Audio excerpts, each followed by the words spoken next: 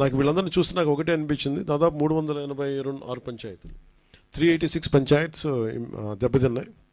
అలాగే ఇంకొకటి ఏంటంటే, ఇప్పుడు చూస్తే మనకి ఈ పరిస్థితులు ఎదుర్కోవడానికి చాలామంది ఏమంటుంది, డైరెక్ట్ పంచాయతీలు మేము ఏదైనా చేయమంటే నాకు ఒకటే అనిపించింది, నాకు పంచాయతీరాజ్ శాఖ మంత్రిగా కూడా నాకు ఎక్కువ బాధ్యత ఉంది నాకు.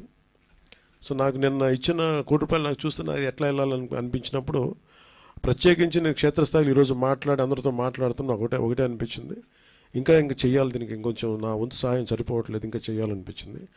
సో దాదాపు 400 పంచాయతీలు అనుకుంటే, నేను ఒక్కొక్క పంచాయతీకి వ్యక్తిగతంగా నా తరపు నుంచి ₹1,00,000 డైరెక్ట్ పంచాయతీకి వెళ్ళేలాగా ఎలాగ ఉండాలి అనేది అనుకుంటున్నాను. దాన్ని ఆ మోడాలిటీస్ ఏంటనేది ప్రిన్సిపల్ సెక్రటరీ గారి దృష్టికి ఇందాక మాట్లాడాను. ఇది డైరెక్ట్గా పంచాయతీలకు వెళ్ళాలి. మన ₹10,000, ₹25,000 ఎలాగా డైరెక్ట్ పంచాయతీ నిధుల్లో పడ్డాయో, అలాగే ఈ